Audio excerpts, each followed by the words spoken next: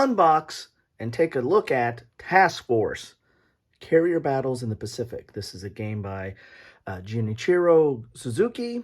Apologize if I butchered that name, but that is what I do. This is from VUCA Simulations, which I covered a game of theirs earlier on.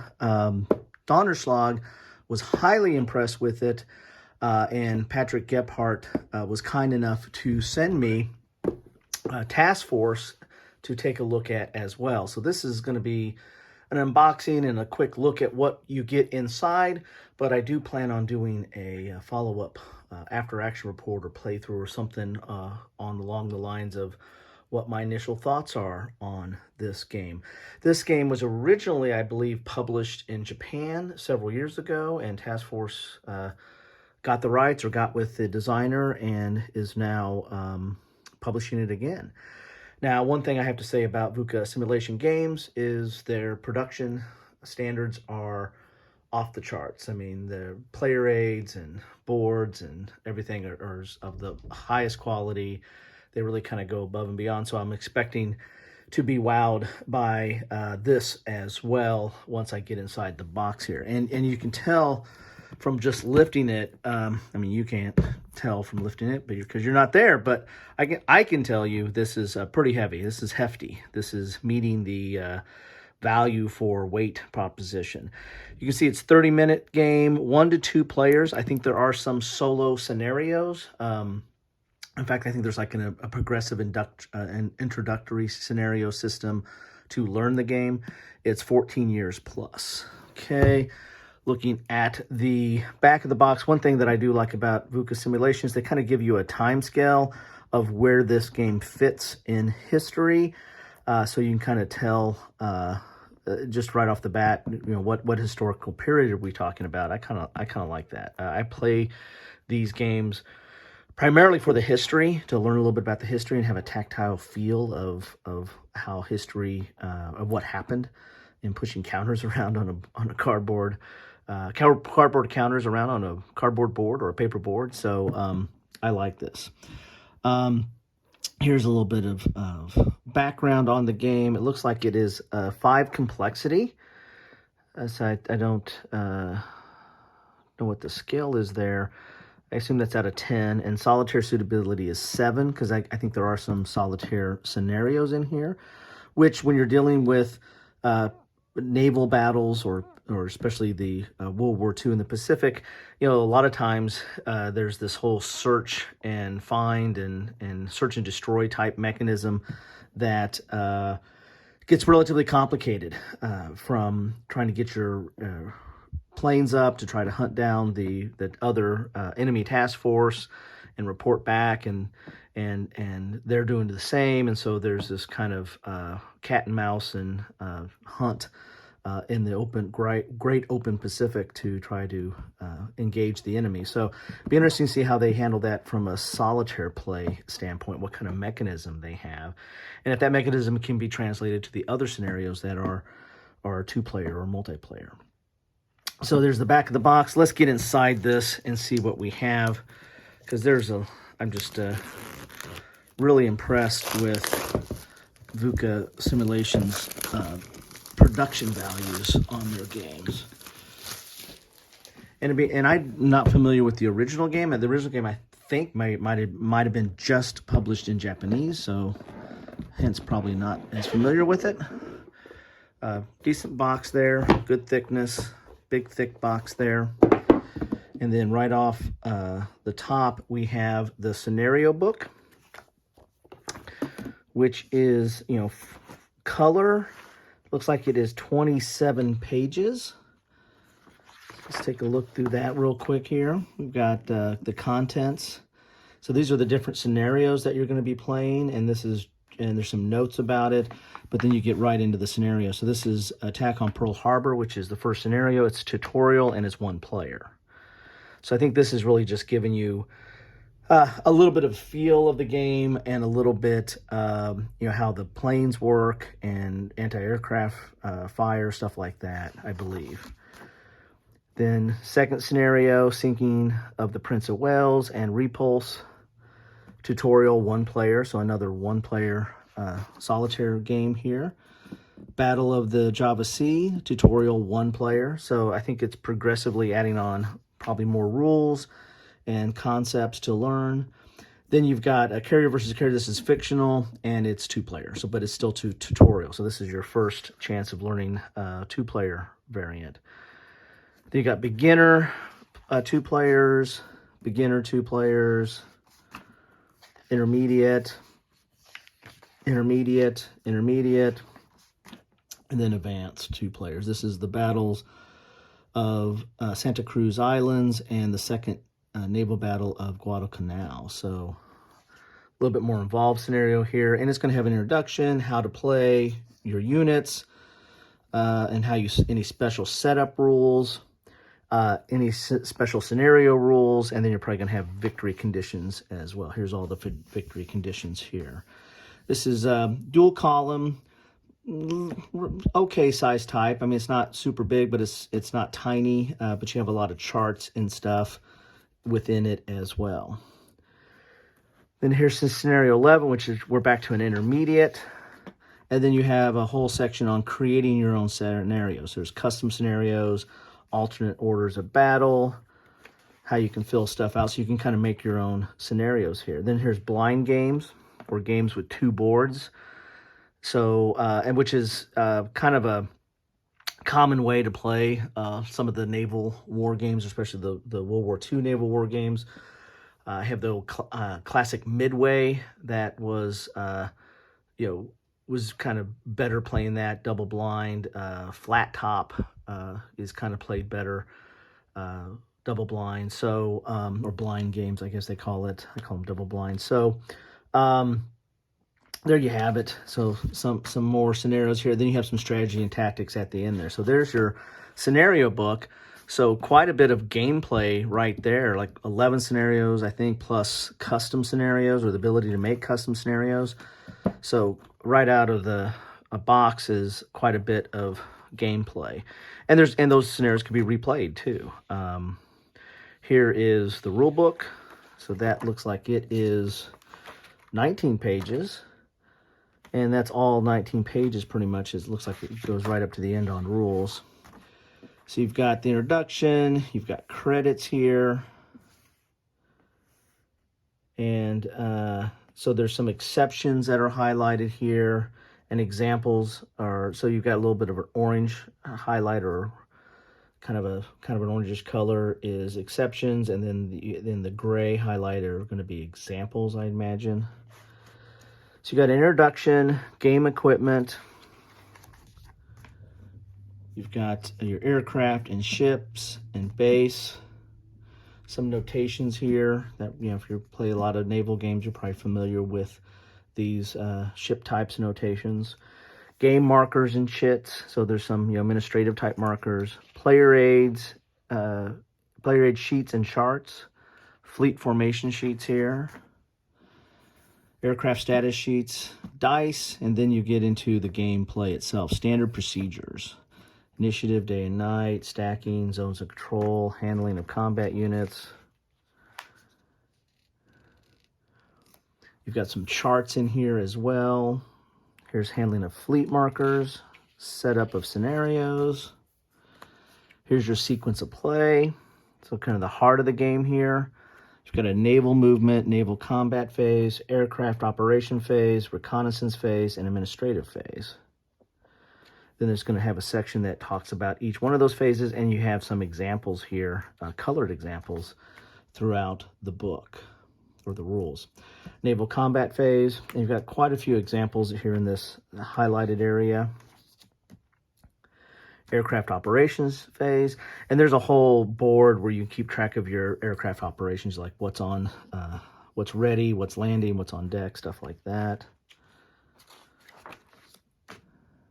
Quite a few examples here. Is air-to-air combat procedure. Then you get the reconnaissance phase, administrative phase, and then special units, and then you're done. So there's your rules. For a naval game, or tactical or operational naval game, doesn't look overly complex. Interested to get into that. Then we have this chart here. I think this is kind of like your, kind of a turn track, it looks like. This is game turn. And then you've got all the way up to 24 hours. So you got your full day here. And you've got a lot of different notes here, like whether it's night or day. And there's like some, I guess, gameplay notes here on some of the effects of what goes on during those phases. You have your initiative, movement, aircraft movement, naval combat, air raid, recon shits used, and fleet arrangement. So you have some little notes here about what are some of these references to. So that's mounted, double mounted, or double printed, but the back is really just for looks. But that's kind of interesting. Nice little chart there. We got some dice here that are holding the counter sheets in there. Then we've got quite a few counter sheets here. Looks like we've got 1, 2, 3, 4, 5, 6 counter sheets. So let's take a look at those. I think I've got them upside down. Let's do this way. And you have the Japanese name and then in English as well. So that's kind of interesting. Everything looks very clear. You got a lot of search and then some flags here. Those are for task force, it looks like. You got detected or misdirected. So that's interesting. I wonder if that's for like the system when you're going solitaire, maybe. That's interesting there. Move that out of the way. Some more counters here. So you've got some administrative. Can't land. Maybe that's due to damage. Can't launch. Sighted. Dummy.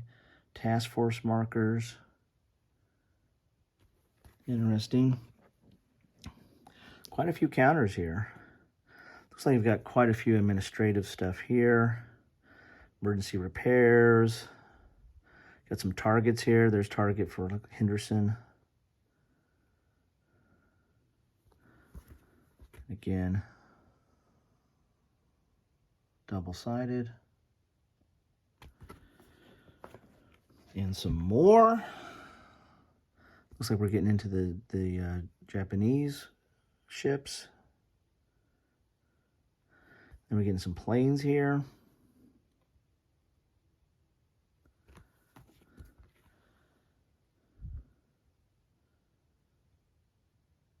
Looks nice. Quite a few here. Some more Japanese ships and some more planes. Get a little close up there if you want to see some of the planes. And again, double-sided. And the last counter sheet, which are, looks like it's mostly Japanese ships and Japanese planes.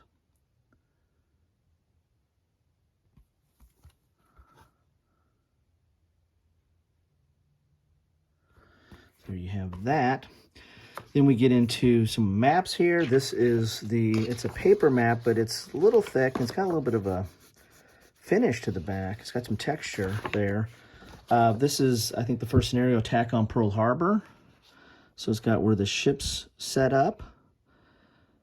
And this is for the introductory scenario. I think the first scenario, which is solitaire, and I think it's really just how to deal with air attacks and anti-air fire and stuff like that.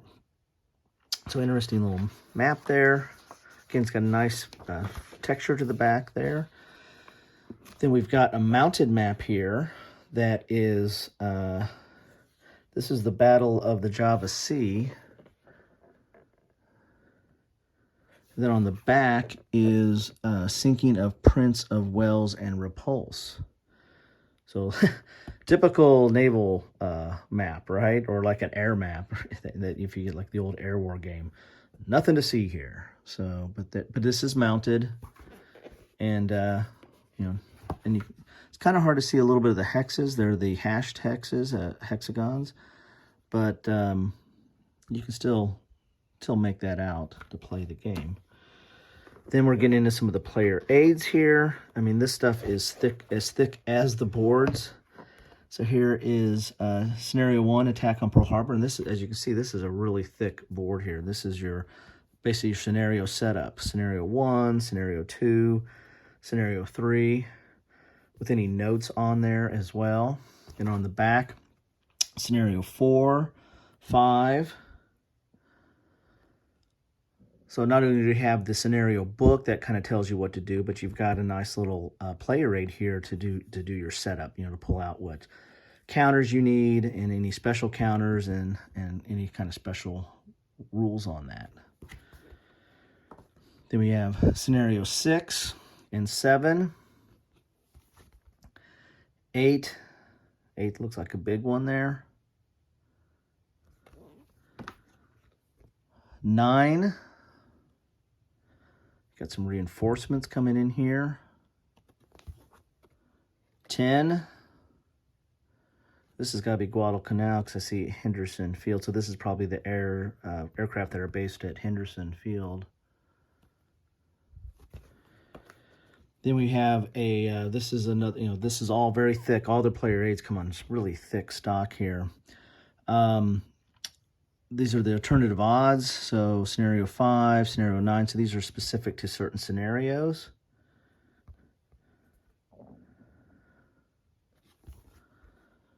And here's Scenario 4 from the Japanese perspective or setup. Scenario 6 and 7 for the Japanese side.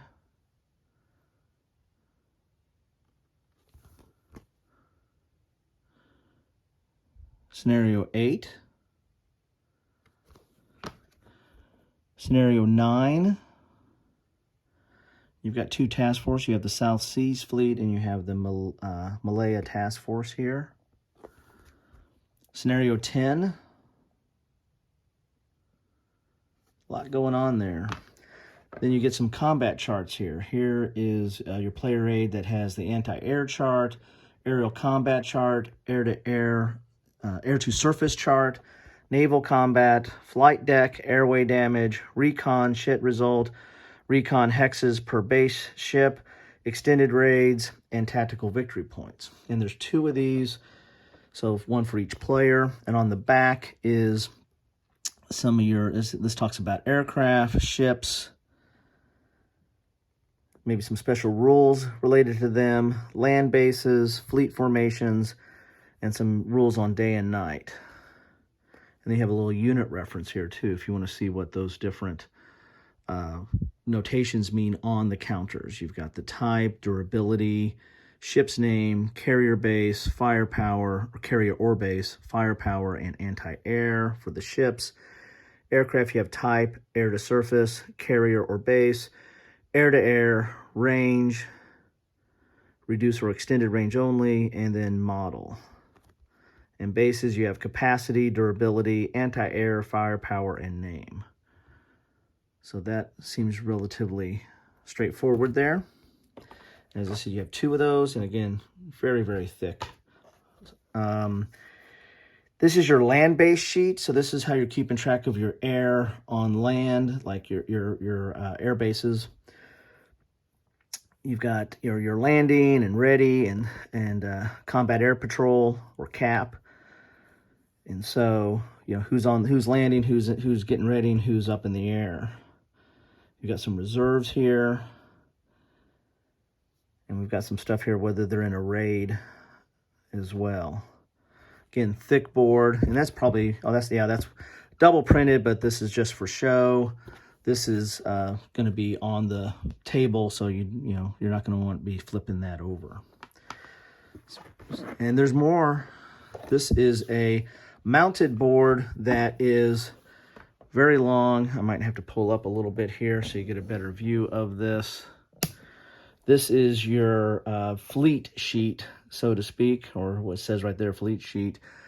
And this is going to have all your different your different, the same thing that you have for the land-based air, you can have this for the naval-based air on where it's at. Landing, ready, cap, raid, reserve, and then this is the aircraft carrier. I mean, these are assigned to certain aircraft carriers that you're going to have out there. Then you also have a place to assign stuff to different fleets, or different task force, I should say.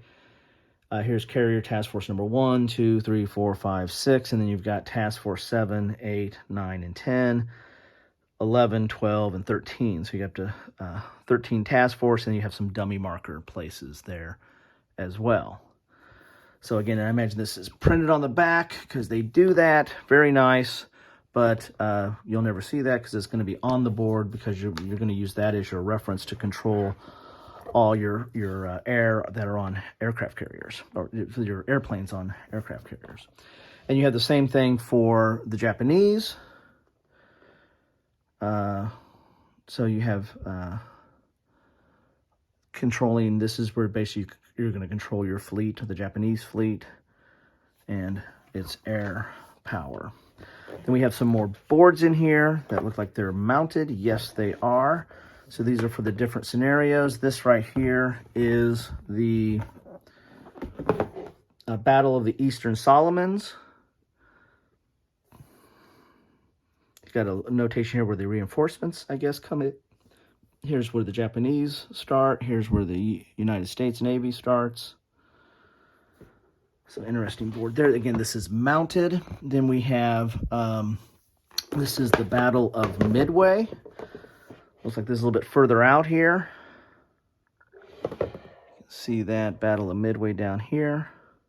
I kind of like how they have it titled. It kind of reminds me of like back when I was back in junior high doing drafting. It looks like a draftsman drawing on there. Then we've got the last mounted board in here, which is, let me flip it around here. Sorry for the dizziness. This is the Battle of the Coral Sea. So you've got New Guinea and New Britain, Henderson Field up there. And this is where my my uncle, who was in the Army, the only one drafted, died, was in New Guinea. So there you have that. Then on the back here is Combined Fleet and Pacific Fleet. Easy for you to say. This is a fictional Combined Fleet versus Pacific Fleet. This is just basically Japanese lining up on this side and United States lining up on this side and having added here. But you got a big board there. And I imagine you can use that board for big custom scenarios if you wanted to do that. Sorry, kind of shook up a little bit. There's the back of the box. Got a little bit of stuff in there. Well, there you have it. That is what you get in a box of Task Force. Quite a bit in there, I must say. I kind of missed out the Japanese fleet. So you got air and then 2 fleet boards. You've got some combat boards or references. You've got a lot of scenario boards in here to set everything up depending on what scenario. You've got some smaller boards, which again are all mounted, except for the Pearl Harbor one, which is paper, but it's got a nice little finish on there, or texture, linen kind of finish. 6 counter sheets, so you get plenty of counters in there. You get this turn track here that I think helps reference a few things. Your rule book and your scenario book. There you, and some dice, right? So this is World War II Pacific combat, at least from the naval perspective, in the carrier perspective, in a box. So again, I want to thank VUCA Simulations, if I'm pronouncing that right, for sending me this, and thank Patrick Gebhardt specifically for sending this to me. I can't wait to start punching out some counters and getting them on the board. I'll probably start off with the Pearl Harbor scenario because it's solitaire and it looks like it's easing you into the rules. And I kind of like that at times when I'm learning a new system that kind of progressively adds on rules and teaches you the game as you go. So after, 2 or 3 or 4 scenarios, you should be, an old pro at it. So anyway, that's what I have for you today. Love to know your thoughts on this specifically, this game, if you played it, or on VUCA simulations in general, or Donnerslag, or any of the other games they have out there. Love to know what you think about, I guess, the quality, the production, which I'm impressed with, but also the gameplay and the presentation, of the rules and how that all fits together, and also the topics that they're covering. Any of that's fair game. Love to hear your thoughts on that. As always, thanks for stopping by, and the best way I know that you stopped by is drop a comment. Let me know what you think about any of this. Appreciate that immensely. That's what I have for you today. Now I got to go try to get this to the table and manage all this pretty solid content here. Anyway, take care.